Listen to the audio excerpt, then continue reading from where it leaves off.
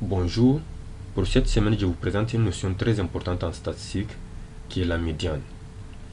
La médiane est un indicateur de position comme d'ailleurs la moyenne.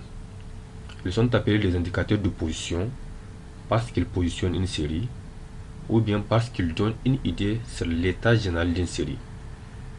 La médiane de distribution est égale au nombre réel qui sépare l'effectif total en deux parties égales. Il existe trois façons de calculer la médiane.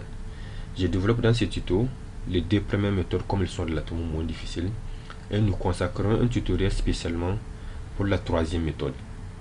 Donc pour expliquer ces deux méthodes, je prends ces deux séries. La première série qui est une série impaire, comme vous comptez, vous aurez n est égal à 11. Ici, on a 11 éléments. Donc je maintiens le même exemple de note que j'ai l'habitude de prendre. On considère que c'est des classes. La première classe, on a 11 étudiants et ça c'est la note par exemple de la mathématique. Et là où les étudiants ont eu cette série de notes, n égale à 11, on a 11 étudiants. Et la deuxième série, on a n égale à 10, on a une classe de 10 étudiants.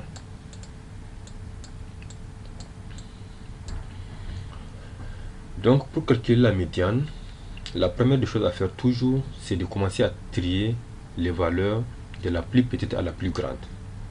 C'est ce que j'ai essayé de faire ici en vert pour la première série et pour la deuxième série. Donc les deux méthodes qu'on calcule, ou bien que je viens de mentionner pour le calcul de la médiane, c'est selon que le nombre n soit pair ou impair. Par exemple, pour le cas de la première série, ici n égale à 11, la médiane est alors la valeur de rang n plus 1 sur 2. C'est-à-dire pour calculer la médiane dans ces cas-ci, vous calculez les rangs, d'abord n plus 1 divisé par 2, ici qui est égal à 11 plus 1 divisé par 2, vous aurez 6. Il faut faire très attention ici. 6, il ne faut pas la confondre avec la médiane, la valeur 6. 6 indique les rangs de la médiane dans la série. Donc vous comptez, bien sûr dans la série triée, vous comptez la position, vous cherchez la sixième valeur dans la série. Ici 1, 2, 3, 4, 5. La sixième valeur correspond à 10. Donc 10 est notre médiane ici. Ça c'est le premier cas.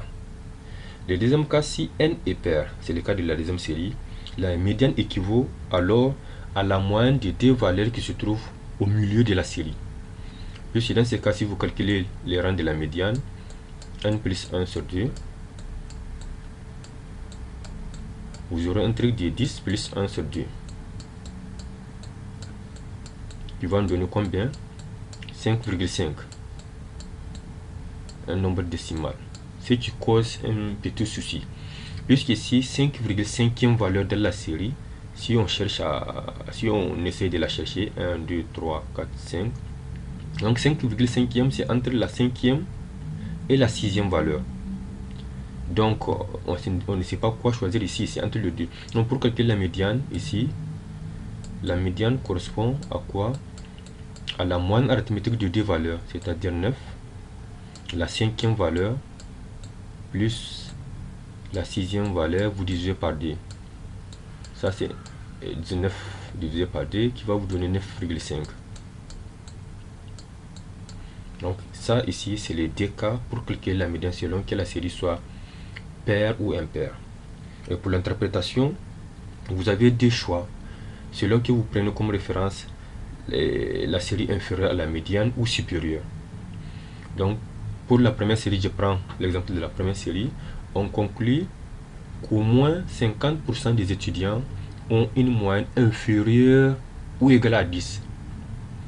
Pourquoi on dit 50%? Puisque quand vous prenez les 100%, comme vous prenez les 11 comme 100%, quand vous comptez ici 1, 2, 3, 4, 5, 6, vous voyez de la plus petite valeur à la médiane, vous avez 6 dans 11 valeurs, qui est supérieure à 50%.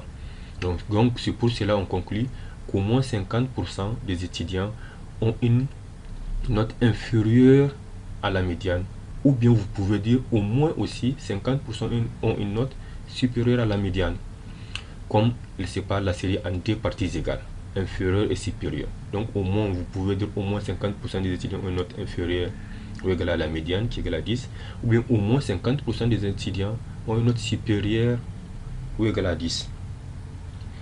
Donc l'interprétation est la même pour la deuxième série.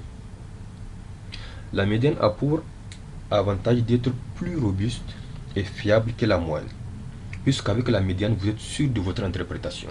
Vous voyez ici, on est sûr qu'au moins 50% des étudiants ont une note inférieure ou égale à 10. Ce qui n'est pas le cas avec la moyenne. Avec la moyenne, comme on a développé dans le tutoriel précédent, si vous vous souvenez, vous n'avez pas cette certitude. Et quand vous calculez la moyenne, sa fiabilité dépend en quelque sorte de son écart type. Si l'écart type est faible, dans ce cas, vous pouvez vous en fier. On peut se baser sur la moyenne pour tirer une conclusion. Mais dans le cas où l'écart type est élevé, ce n'est pas possible, ou bien vous risquerez de vous tromper si vous basez votre interprétation sur la moyenne. Donc c'est pour cela qu'il est toujours préférable d'utiliser la médiane comme un indicateur de position dans vos interprétations et vos travaux. C'est la fin de ce tuto. Merci, au revoir.